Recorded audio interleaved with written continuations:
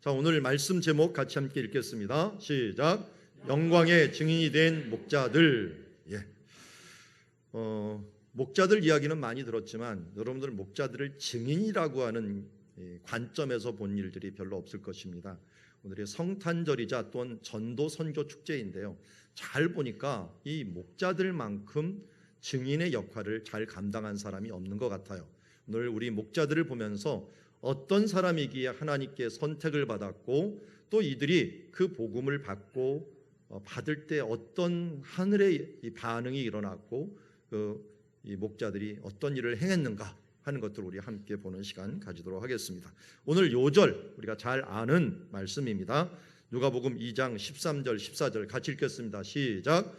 호련히 수많은 천군이 그 천사들과 함께 하나님을 찬송하여 이르되 지극히 높은 곳에서는 하나님께 영광이요 땅에서는 하나님이 기뻐하신 사람들 중에 평화로라 하니라. 아멘. 지극히 높은 곳에서는 어때요?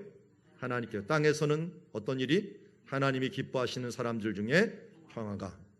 그러니까 하늘에서는 영광, 땅에서는 평화. 이 부분이 이 예수님이 태어날 때 일어난 일이다 하는 것을 우리에게 말씀하고 있습니다.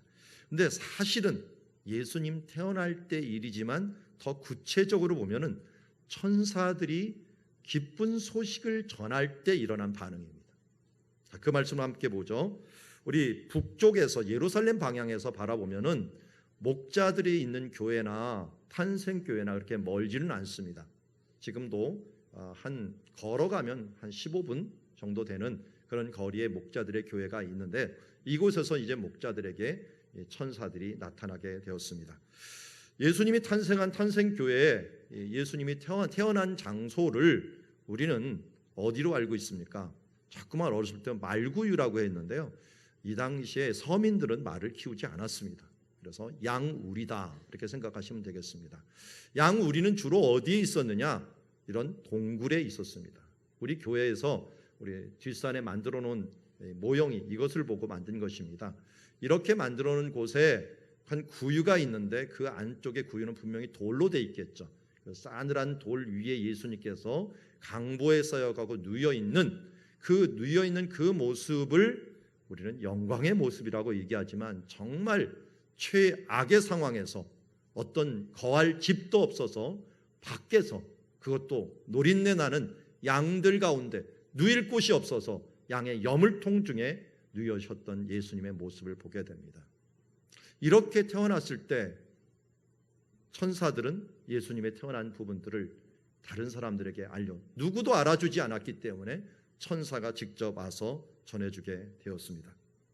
8절에 보니까 그 지역의 목자들이 밤에 밖에서 자기 양떼를 지키더니 제가 그 극동방송에 계속 나오는 프로그램이 하나가 있습니다. 그게 샬롬 나잇이라고 하는 월요일 저녁 11시에서부터 있는 음악 방송 중에 계속 연재하고 있는 것이 성경 속 배경 산책이라고 하는 그런 코너를 진행을 하고 있습니다.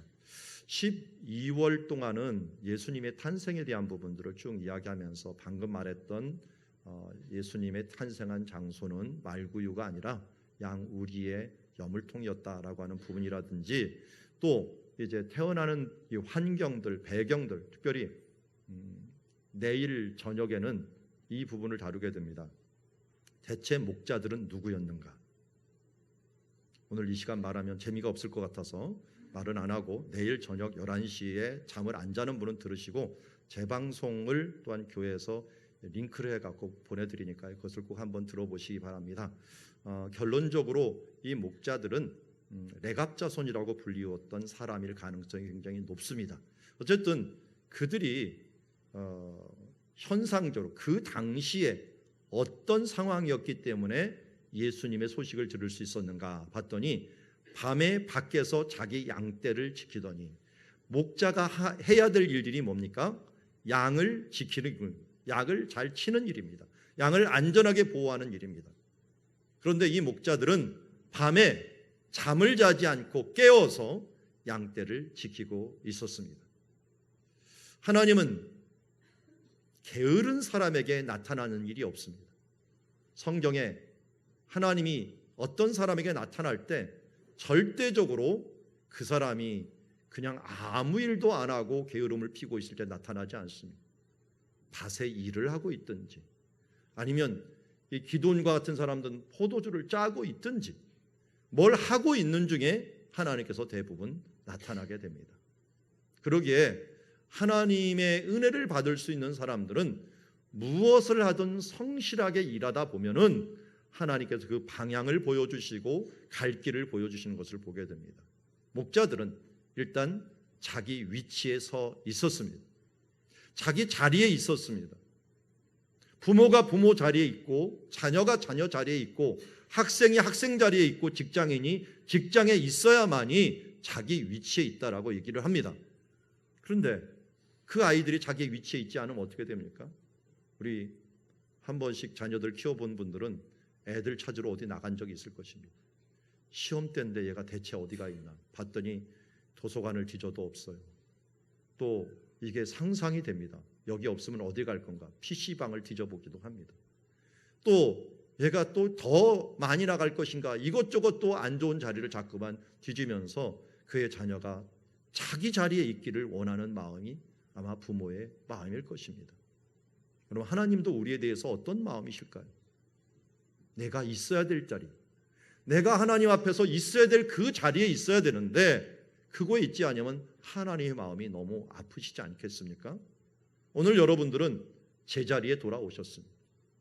옛날 풍경이라고 하는 노래가 하나가 있었는데 풍경, 세상에서 가장 아름다운 풍경, 제자리로 돌아가는 것, 자기 자리에 있는 것이라고 하는 것. 정말 하나님이 보시기에 아름다운 것은 자기의 자리에 있는 것입니다. 오늘도 우리가 생명사랑잔치를 하지만 가장 아름다운 모습은 어떤 것일까요? 우리가 주인 되어서 일해야 될 사람이 일의 자리에 있고 환영의 자리에 있어야지, 있어야 될 자리에 있지 아니하고 축하하고 잔치를 연 사람은 어디로 가버리고 객들만 오면 어떻게 되겠습니까? 이거야말로 정말 이상한 자리가 되지 않겠습니까? 그럼 우리 성도들이 함께 콘서트를 열고 또 환영의 자리를 열면은 우리가 먼저 자리를 지키는 것들이야말로 아름다운 자리요, 아름다운 모습이요, 아름다운 풍경이요, 그때야말로 천사가 곁에 서면서 아름다운 복음의 소식을 전해주는 자리라고 할 수 있을 것입니다. 또한 이 목자들은 두 번째로 깨어 있었습니다. 자기 자리에 있으면서 깨어 있었습니다. 깨어 있을 때 하나님께서 그들과 함께함을 보게 됩니다. 에베소서 6장에 보면은 사도 바울이 옥중에 있으면서 편지를 에베소 교회에게 편지를 씁니다. 그 편지를 쓸 때 옆에 자기를 지키는 군인이 한 명 있었어요. 그 군인을 보면서 그 로마 군인의 이 모습을 딱 보면서 야, 우리 믿는 사람도 저렇게 믿음의 군병이 되어야겠구나 하면서 구원의 투구를 쓰고 믿음의 방패를 가지고 성령의 검을 들고서 말씀의 검을 들고서 이렇게 서 있어야지 우리 믿는 사람들이 군병이 돼서 세상을 이기겠구나 하면서 그 글을 막 써 내려가고 있었어요. 그런데 그 중에 사도 바울이 끝에 뭐라 그러냐면 성령 안에 깨어 기도하고 라는 표현을 써요. 깨어 기도하고 라는 말을 왜 썼을까요? 로마 병사가 분명히 그렇게 무장을 하고 졸고 있었던 것 같아요. 저렇게 무장을 해봤자 졸면은 끝이구나 하니까 맨 마지막에는 너희가 깨어 구하라, 깨어서 구하라 라는 말을 해주었습니다. 여러분, 아무리 믿음이 좋아도, 아무리 지식이 있고, 아무리 좋은 직분을 가지고, 아무리 능력이 있어도 깨어 있지 않으면, 잠자면 다 당합니다. 깨어 있는 것은 무엇입니까? 기도하는 것입니다. 우리가 목적 이끄는 40일 하면서 40일 동안 우리가 기도를 하고 있습니다. 열심히 나오신 분들, 개근상을 주는 것을 준비하다 보니까 벌써 이제 15명이 후보가 올랐고 또 여러 명의 또 후보들이 있는 것 같아요. 여러분, 우리가 기도하고 깨어있지 않으면 언제 어디서 우리가 당할 줄 모릅니다. 하나님의 뜻이 무엇인지 모르고 그냥 당하고만 지나가고 있습니다. 이번에는 뭔가 큰 은혜가 있을 것 같습니다. 왜냐하면 제게 큰 환난들이 계속 닥치기 때문입니다. 저를 열받게 하는 일들이 너무 많이 벌어져 갖고 이거 사탄이 나를 시험하는구나 하는 것들을 요새 깨닫게 됩니다. 지난주부터 실컷 말씀을 전했는데 이 부산에서 돌아오는 길에 정말 제 인생에 있을까 말까 한 일들이 자꾸만 일어나요. 분명히 표를 가지고 이제 이 기차를 타려고, 그게 SRT죠. 제가 한 시간이 남아갖고 3시간, 4시간 전에 도착을 했어요. 그래서 카페에 들려가 거기서 이 컴퓨터로 일할 것은 일하고 이제 한 30분 정도 남아갖고 올라가려고 했어요. 올라가는데 갑자기 배가 고프더라고요. 배가 고파갖고 옆에 갈비탕 집이 있어 갈비탕을 먹었습니다. 또 친절하게 이 가위하고 집기를 주더라고요. 갈비를 잘라 먹으라고. 그리고 잘 잘라갖고 딱 먹는데 갑자기 욱 하면서 갈비 그 사이에 뼈가 남은 것이 입에 씹힌 거예요. 이게 이빨이 나가는 게 아닌가 하면서 우두둑 하는 소리가 났습니다. 다행히 막 이 핸드폰으로 사진 찍어보고 이 내시경 검사를 하듯이 막 봤습니다. 봤는데 다행히 나가지는 않았더라고요. 그런데 여기에 이빨이 시큰시큰합니다. 그런데 또 시간은 다가오는 것 같아서 막 뛰어갔습니다. 다가갔고 이 기차를 딱 탔는데 보니까 나는 SRT를 타려고 했는데 KTX라고 써 있는 거예요. 여기가 아닌가벼 해갖고 물어봤더니 어디냐 그랬더니 그 옆이래요. 그리고 옆으로 또 계단을 막 올라가갖고 옆 라인으로 또 내려갔어요. 내려가고 딱 탔는데 분위기가 좀 이상해. 그래갖고 직원 보러 이거 몇 시에 타는 거 맞냐고 그랬더니 이건 그 다음 차례. 그러면 그 차는 어딨냐 그랬더니 그 옆에 있대. 그리고 또 올라갔습니다. 올라가고 또 내려갔어요. 내려가고 문이 열려 있어요. 그래갖고 막 달려가는데 갑자기 새로운 차가 도착하자마자 사람들이 확 밀려 나오는 거예요. 제가 뚫고 나갈 수 없을 정도로 사람들이 막 밀려오는 거예요. 도착을 했는데 문이 막 닫히는 거예요. 막 두들겨도 이건 열어주지가 않는 거예요. 그래서 놓쳐버렸죠. 갑자기 열이 오르는데 이거 어떻게 해야 되는가 해갖고 다시 시간표를 봤더니 이게 SRT가 있긴 있는데 여기 제가 동탄에서 내리려고 했는데 동탄에 내리는 게 없는 거예요. 다 저기 수서역까지 가는 것밖에 없는 거예요. 할 수 없이 무조건 올라탔습니다. 그러니까 될 대로 되라. 표는 당연히 자리는 없고요. 그래서 예전에 입석도 있는 것 같아갖고 무조건 탔습니다. 아니라 들을까 누가 와갖고 자리가 없는데 왜 여기 있냐 해갖고 입석이라도 해달라 그랬더니 그럼 입석표를 끊어주더라고요. 그래서 제가 서갖고 서울까지 오게 되었습니다.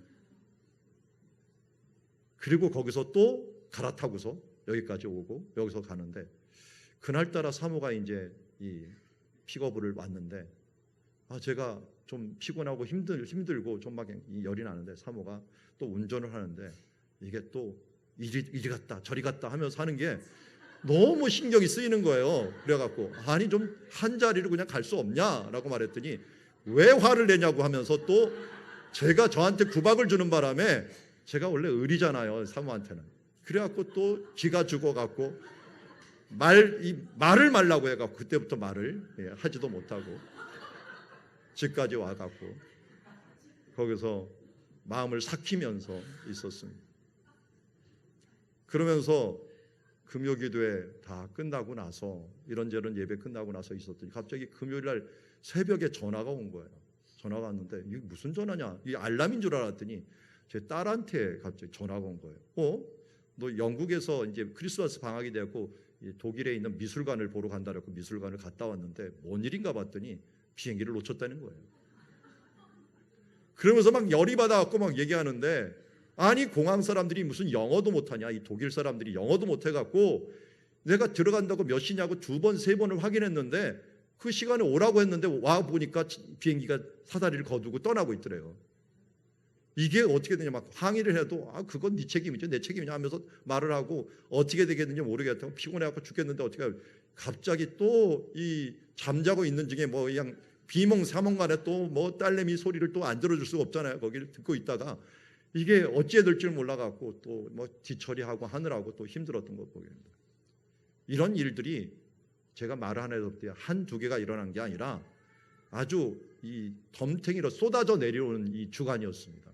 아니 왜 이럴까 하면서 어제 오늘 새벽에도 말했지만 설교를 준비하는데 갑자기 이 PPT를 준비하는데 이게 덮어쓰기가 자꾸만 되는 거예요. 제가 실수를 계속 반복하면서 이게 휴지탱이라도 버리면은 나중에 회복이라도 시킬 수 있지, 덮어쓰기 하면 이게 안 되거든요. 회복이.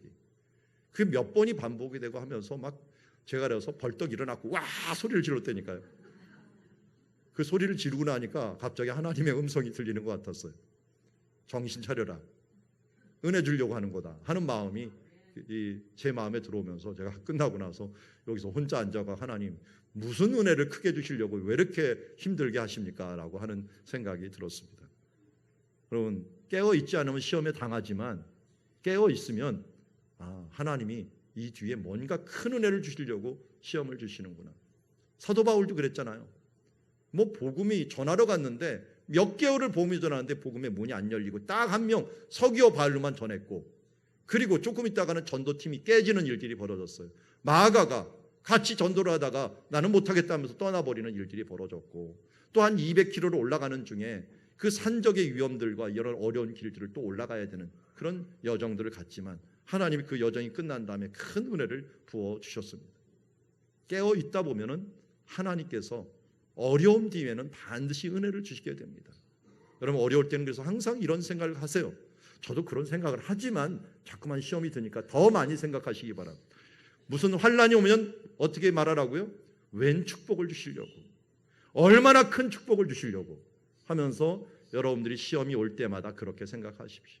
자녀들이 속을 썩이십니까? 얼마나 큰 인물이 되려고 하면서 여러분들 이 소망을 가지고 한번 바라보시기 바랍니다. 좌절하지 마시고 내가 깨어 있다 보면은 하나님께서 놀랍게 역사해 주실 줄 믿습니다. 자, 깨어 있는 자들에게 주의 천사가 왔습니다. 바울이 힘들 때도 곁에 섰지만 이번에도 곁에 섰습니다. 사자가 곁에 서니까 무슨 일이 벌어지느냐? 주의 영광이 그들을 두루 비춥니다. 천사만 비추는 게 아니라 곁에 있는 목자들까지 하나님의 영광이 그들 가운데 비치게 됩니다. 그들은 어떻게 보면 그 영광의 빛이 경외스러웠고 무서웠습니다. 그런데 천사가 말을 합니다. 무서워하지 마라. 보라, 내가 온 백성에게 미칠 큰 기쁨의 소식. 큰 기쁨의 소식이 아니라 수식어가 하나 더 있어요. 큰 기쁨의 뭐예요? 좋은 소식. 좋은 소식을 영어로 말하면 굿 뉴스가 되고요. 굿 뉴스를 합치면 가스펠이 되고요. 가스펠을 헬라어로 말하면 유앙겔리온이 되는데, 이걸 우리나라 번역으로는 좋은 소식이라고 번역을 많이 한 게 아니라 복음이라고 번역을 많이 했어요. 큰 기쁨의 복음을 전하더라. 그러니까 복음이 무엇입니까? 라고 했는데 복음은 11절이 복음입니다. 11절 우리 함께 읽어봅시다. 시작. 오늘 다윗의 동네에 너희를 위하여 구주가 나셨으니 곧 그리스도 주시니라. 아멘. 복음이 뭘까요? 예수님이 우리에게 오셨는데 어떤 분입니까? 그분이 구주입니다. 구주는 세이비어, 우리의 구원자가 오셨어요. 구원자가 이 땅에 오신 것이 복음입니다. 좋은 소식입니다. 그뿐만이 아닙니다. 그분이 어떻게 우리를 구원하십니까? 우리의 그리스도와 우리의 주가 되어줘서 우리를 이끌어 주십니다. 우리의 앞장서서 우리의 모든 소원들을 이루어 주십니다. 그리스도라는 뜻은 무엇입니까? 우리가 잘 아는 것처럼 왕이요, 제사장이요, 선지자이요. 왕, 선지자, 제사장 그러면 마음에 확 안 와닿죠. 이걸 우리는 입법, 사법, 행정이라고 얘기합니다. 우리의 대통령이 되어주시고 우리의 입법부 수장인 국회의장이 되어주시고 우리의 이 대법원장이 되어주셔서 우리를 왕으로서 우리를 통치해 주시고 우리를 대신해서 앞장서 통치해 주시고 우리를 대신해서 모든 법에 있어서 우리에게 가장 좋은 진리로 우리를 이끌어 주시고 또 사법부가 돼서 우리를 의롭게 해주시는 분이십니다. 그리스도라고 하는 것은 종합적으로 우리를 하나님 앞에서 우리를 구원해 주시는 분이시다. 그리고 우리가 그분이 우리의 주님이 되어 주신다라고 하는 것이에요. 베드로가 이 부분들을 다시 고백한 말이 뭡니까? 베드로가 이르되 주는 그리스도시요 살아계신 하나님의 아들입니다 라고 하는 말이 동일한 말이고 천사들이 이미 이 말을 전해 주었습니다. 예수님은 우리를 죄와 사망에서 구원해 주시는 분인 줄 믿습니다. 예수님은 우리의 인생의 모든 전반부에서 우리를 이끌어 주시는 우리의 인생의 주인이 되어 주심을 믿습니다. 천국까지 이르러 우리를 이끌어 주실 그 주님이 되심을 믿습니다. 여러분, 이러한 고백을 하는 것, 내 죄와 내 사망과 내 모든 부족함에도 불구하고 주님을 믿으면 그분이 내 앞장서서 천국까지 이끌어 주신다는 것, 이것이 좋은 복음이요 우리에게 좋은 소식인 줄 믿습니다. 여러분, 이 소식이 얼마나 대단하고 이 소식이 얼마나 영광스러운지 잘 보십시오. 천사들이 이 소식을 전하였더니 13절에 무슨 일이 벌어집니까? 호련히 수많은 천군이 그 천사들과 함께 하나님을 찬송합니다. 하늘에서 천군과 천사의 찬송이 있게 됩니다. 이 복음을 받는 사람들에게는 지극히 높은 곳에서는 하나님께 영광이요 땅에서는 하나님이 기뻐하신 사람 중에 평화로다. 여러분, 하나님은 계획이 있었습니다. 죄와 사망에 있는 우리들을 구원하시려고 했는데 그 구원의 계획을 아기 예수를 통하여 이루시기를 원하셨습니다. 그런데 그 아기 예수께서, 자기 아들 독생자 예수께서 우리를 구원하기 위하여 자원하셔서 이 땅에 내려오셨습니다. 내려오신 것 그 자체만으로도 하나님께는 영광이었습니다. 이 땅에는 그분이 오심으로 말미암아 구원의 소식이 전해지기 시작했습니다.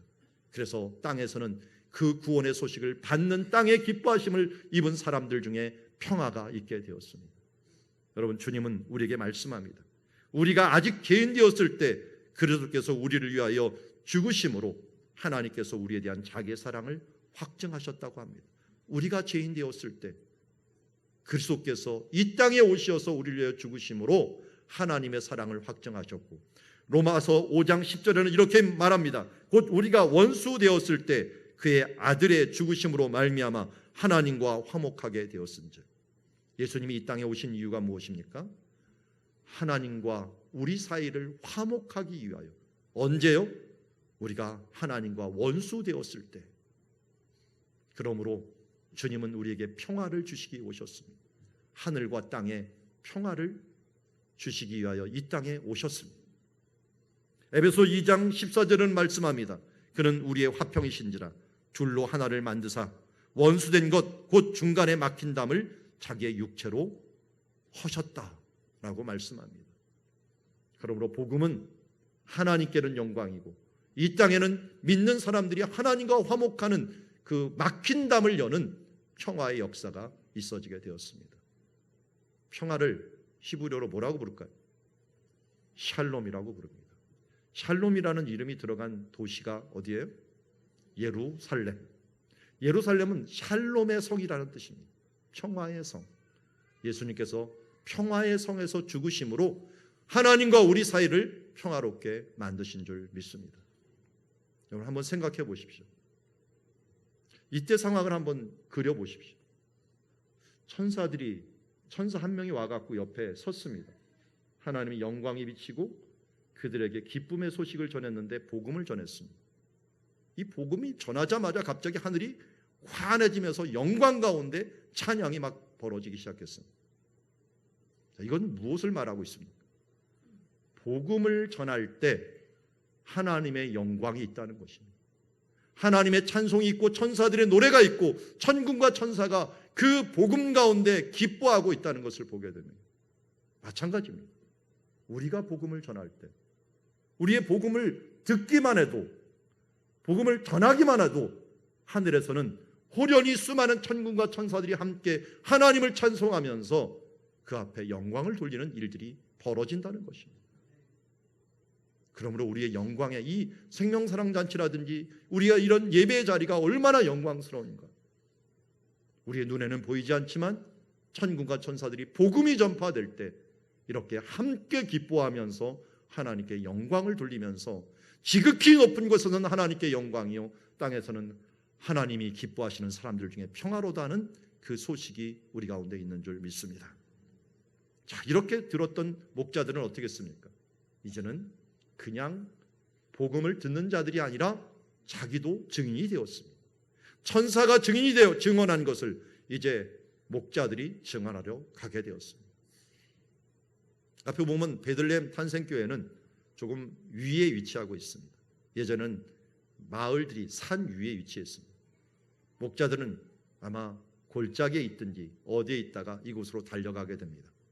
천사들이 떠나 하늘로 올라가니 목자들이 서로 말하되 이제 베들레헴으로 가서 주께서 우리에게 알리신 바 이 이루어진 일을 보자. 여러분, 하나님의 일들은요 이미 이루어져 있습니다. 믿음은 바라는 것들의 실상이기 때문에 이미 이루어져 있어요.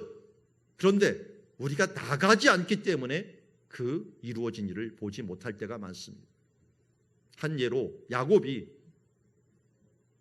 에서를 보고서 뭐라고 얘기했습니까? 형님의 얼굴을 배우니 내가 하나님의 얼굴을 뵙는 것 같습니다.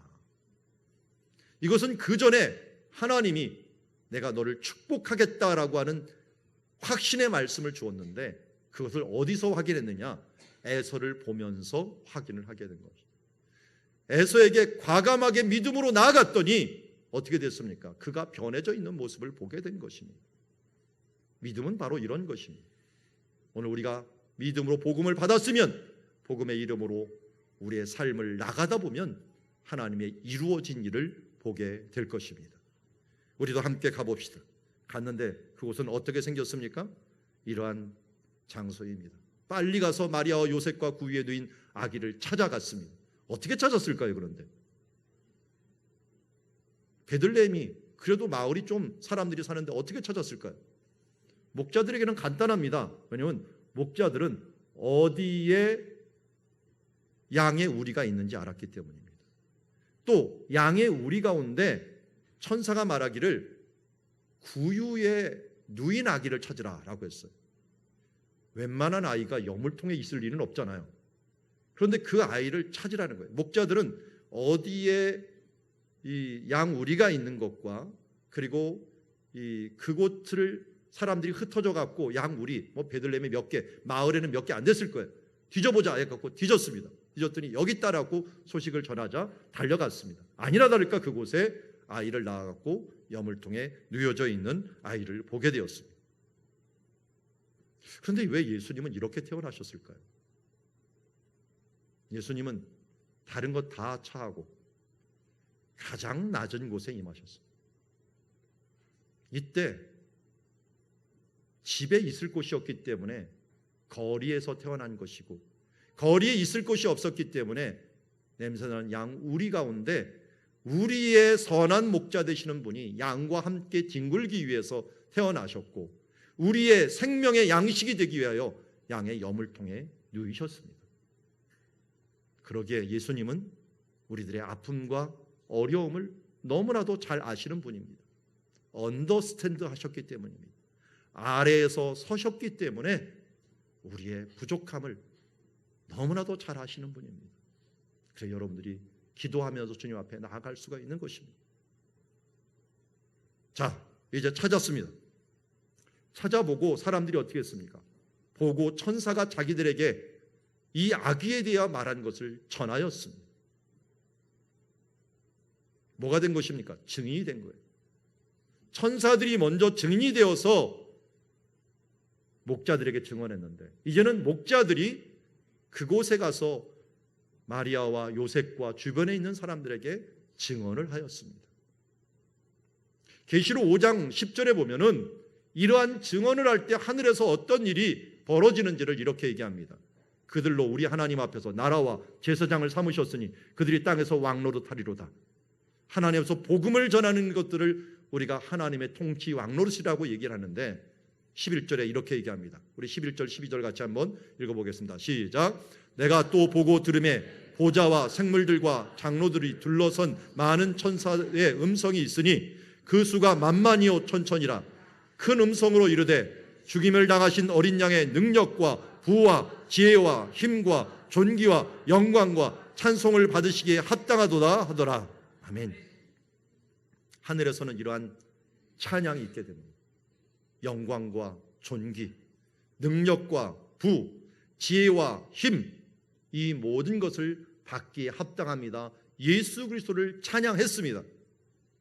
우리가 복음을 전할 때 천군과 천사들이 그래 그분이야말로 부와 존귀와 영광과 힘과 모든 찬송을 받기에 합당한 분이야 하면서 옆에서 찬양으로 후원을 해주고 있습니다.